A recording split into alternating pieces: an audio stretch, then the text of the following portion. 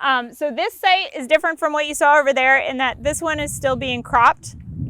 They've done kind of, no-till for about 7 years, or at least 7 years. There was some minimal tillage in there 1 year, but they're still annually cropping this.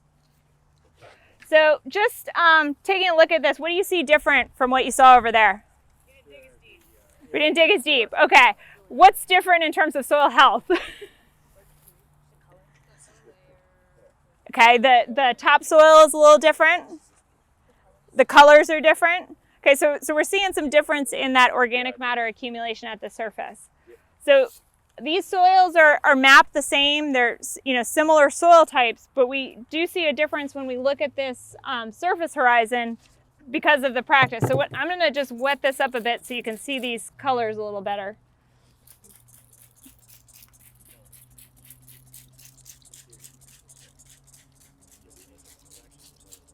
And if there's something I'm repeating from before, or maybe something that you weren't clear on from over there, just interrupt me. Okay.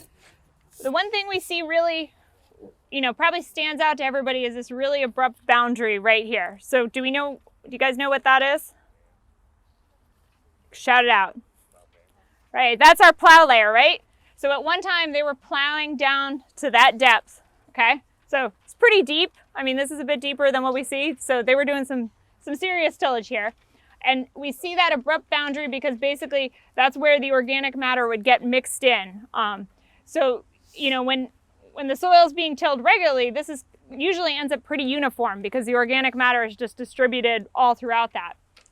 But since they've switched to no-till, they're not mixing that whole area. So as organic matter, gets added to the soil from the biomass of, their cover crops and the crops that they're producing, that organic matter is accumulating up closer to the surface. And so you can probably see that it's a lot darker up here than in the rest of that plow layer. Now, compared to what you saw over there, how does this darker zone at the top compare? It's not quite as dark. Part of this is it's drying out, so I'm trying to keep it wet for you so you can see the color, so it doesn't look. But it's not quite as dark as what you saw over there. It's a little bit lighter in color, so maybe not quite as much organic matter. What about the thickness? It's thinner, right? And when we're done, we've got a shovel slice from both of these soils up there that you can look at side by side. A little bit easier to see. But yeah, so this little A horizon that's forming up here is a little bit thinner than what you see over there. And that's just, we're not adding quite as much organic matter here because they're still cropping it. So they're taking some of that biomass off of this, and it doesn't get added back to the soil. Whereas over there, all the organic matter that's produced by the plants, that all gets dropped on the ground and it gets incorporated into that soil, as it breaks down. So when we're looking at these A horizons up here, we're seeing we're starting to get towards that granular structure. There's still some blocky structure in there. Jim handed out the scorecard so you can kind of see how we scored things. But not quite as, there's still a lot of blockiness in there. When we get into this lower part, it's a lot more blocky, right? You see the blocky here? And over there, it was granular to a deeper depth probably. And so that's just, not as much organic matter has been added to that system. The other thing that you see in this soil that you probably didn't see over there is these red blotches. Can everybody see that? Those kind of red colors in there? Does anybody know what those are? Right. That's the iron. So these are called redox features. They're iron concentrations. And so when the soil is saturated, there's no oxygen left. Water fills all the pores. All the pores are filled with water. There's no oxygen available for the microbes. So the microbes, they can't use oxygen anymore for respiration, so they start using iron. Iron oxides in the soil are a reddish orange brown color, like what we see here. That color there in the soil, that's from iron oxides. When the bacteria and the microbes start using the iron for respiration, they transform it from this iron oxide form to a reduced form of iron that's soluble and colorless.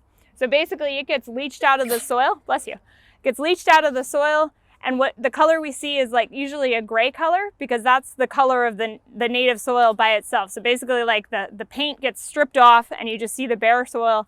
And those gray zones are called depletions or redox depletions, because they've been depleted of iron.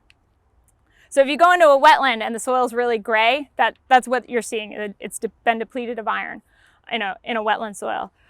When the water table drops and oxygen comes back into the soil, that iron had been in solution can reoxidize, and it precipitates out again as these iron oxides. And so that's what those concentrations are. Those are zones where the iron had been in solution, and when oxygen came back into the system, it oxidized again. And so we call those concentrations.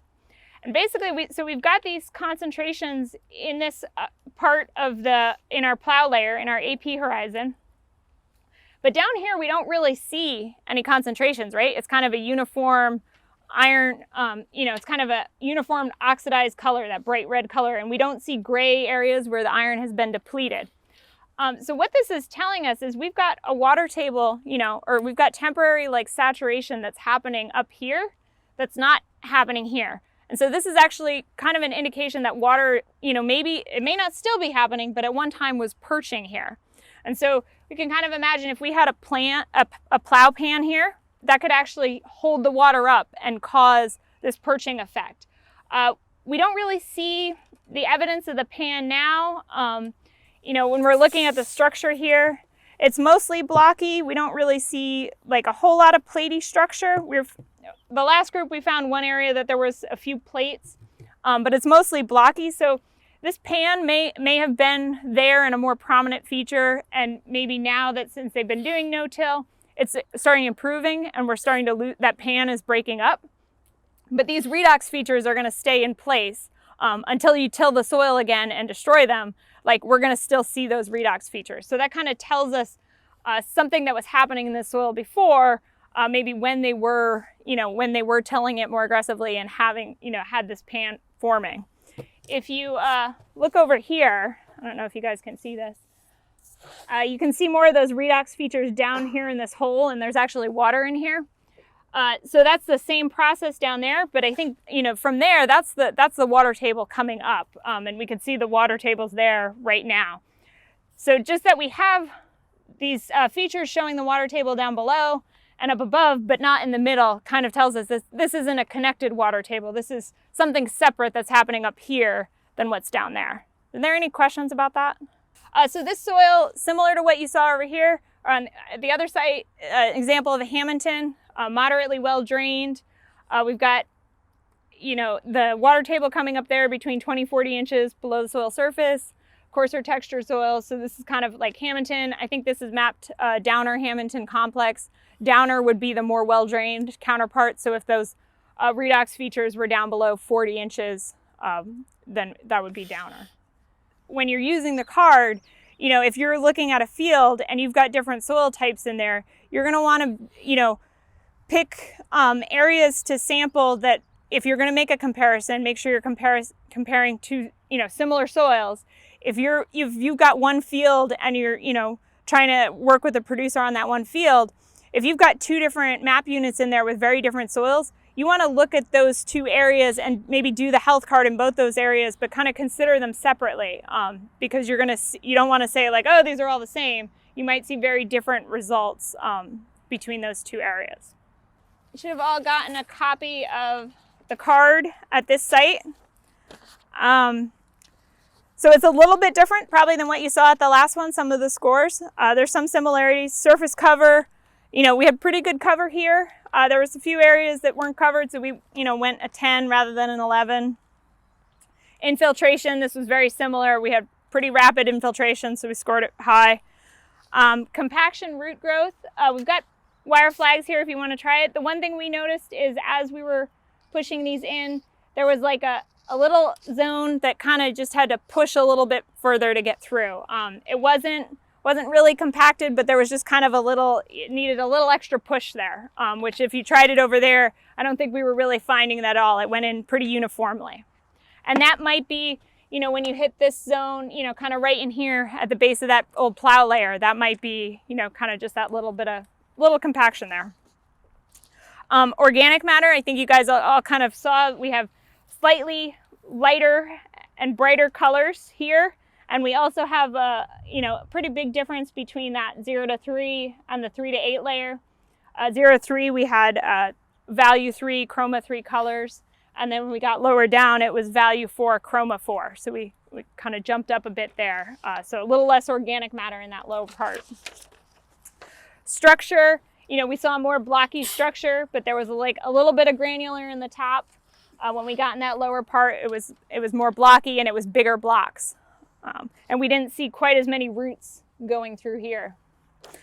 Earthworms and macroinvertebrates, we only found like 1 or 2 earthworms when we dug here, and we didn't see a whole lot of diversity. We don't know what the history of like pesticide or herbicide use was here, so that could be playing a factor, because we kind of think, oh, there's organic matter here. Why aren't we seeing more or macroinvertebrates and earthworms? So that's something we got to talk to David about and find out, that history, if that might be playing a part here. And then the soil odor, it had a pretty good odor, but you had to get it somewhat close to smell it. So this one still ended up good. We're seeing a lot of benefits from the conservation practices that they've adopted here. But we can see where, like if we went to a perennial cover, you could see kind of where it would be headed by looking at that soil over there. Over here, we've got, an annual crop and a cover crop, and you've got a little less diversity in your plant community compared to over there where you've got the perennial cover. There's a lot more diversity. And so for the microbes, there's a lot more different food sources over here than over here. Here they've got kind of like, this is my one meal to eat every day, all the time. Whereas there, it's like lots of different things to eat. So that kind of attracts more diversity, because you've got a different, more diverse plant community. And so the question is like, how far can we go if we're still doing row crops? We still need to follow, we still need to spray. Still need to control our weeds. If we're using manure, yeah, okay, we're not using a chemical fertilizer, but now we need to incorporate that manure. So I think, and I was talking about this with the last group too, there are some trade-offs, and there is only a certain amount you're going to be able to achieve given that, that kind of, if that's your system. And so you got to kind of figure out, okay, what can I do within my constraints of, I'm a corn and soybean farmer, what can I do to still be advancing my soil health as much as I can if incorporating another crop into the rotation is not an option for me.